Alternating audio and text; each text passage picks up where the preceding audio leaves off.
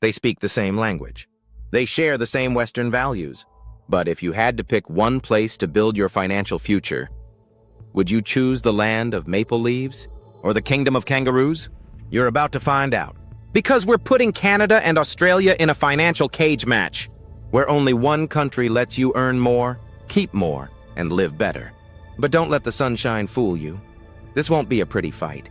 And if you want real financial showdowns with no fluff, hit subscribe to the Money Manual. Let's begin where money begins, the paycheck. Canada hands you between $4.5 to $4.9 thousand a month before tax. Not bad. It's enough to build momentum. But Australia? It shows up stronger. From $4.7 on average to over $5.3 thousand. Already the race feels tilted. But don't be fooled by the top line, because the real game starts after the government takes its cut.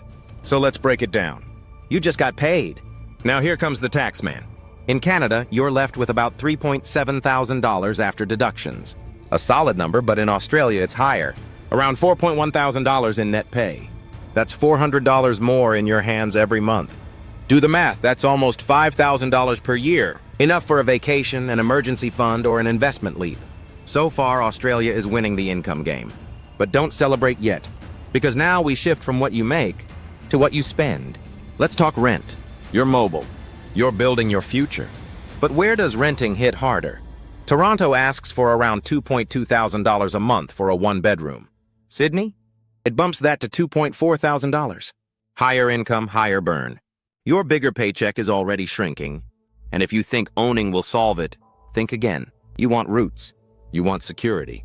But in both countries, buying a home is a war of numbers. In Canada, the average property costs about $660,000. In Australia, it's over $730,000, and the banks aren't any kinder. Interest rates are higher. Down payments sting. And for first-time buyers, the dream feels more like a debt trap. You might earn more in Sydney, but you'll spend more just trying to stay in the game. Now let's zoom into daily survival. You walk into a grocery store. Fill your cart with basics. Same food, different country, very different damage. In Canada, monthly groceries cost around $400. Australia? More like $500. That's $100 every month, just gone. On the same apples, bread, milk, and eggs. And as food prices rise, you start to notice what else quietly drains your bank account. You're home. You're hungry.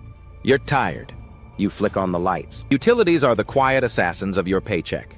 In Canada, they average around $150 per month. In Australia, expect $200 and rising. Why? Because the sun's great until you need AC every afternoon. And the warmth you pay for costs more than it gives back. Then come the invisible costs, the ones you need just to connect. Internet isn't a luxury, it's survival. And Canada makes you pay about $80 a month. Australia's slightly gentler, closer to $70. But when it comes to mobile plans, the roles reverse. Canada charges $55 to $60. Australia, often under $40. So the digital score is split. Australia wins mobile. Canada takes your Wi-Fi. But none of that matters if you can't get to work. Let's talk about moving through your city. In Toronto, a monthly public transit pass will run you $156. In Sydney, it's cheaper, closer to $130, but Canadian cities are more walkable, while Australia often leaves you commuting farther, paying in time. Still think lower transit prices mean you're ahead? You might get there faster. But what if you're headed to a hospital? Let's talk healthcare. In Canada, basic care is covered. No bills, no stress. You walk into a clinic and walk out treated. Australia offers public care too, under Medicare. But you'll likely need private insurance to skip long queues. So which one's better? Canada gives you scale and simplicity. Australia gives you options, but with a price tag. If you're raising a family, the next cost becomes impossible to ignore. Education. Public school? Free in both. But university? In Canada, it'll cost a domestic student around $6.5 thousand per year. Australia charges closer to $9,000. And international students? Brace yourself, both are steep. So if you're saving for your child's future, or your own, you'll feel the weight heavier under Aussie skies. And that brings us to your final act, retirement. Canada gives you the Canada Pension Plan. Modest, predictable, secure. Australia gives you superannuation. Higher mandatory contributions. More aggressive growth. On paper, Australians retire richer. But that assumes you made it there without burning out. So here's the truth.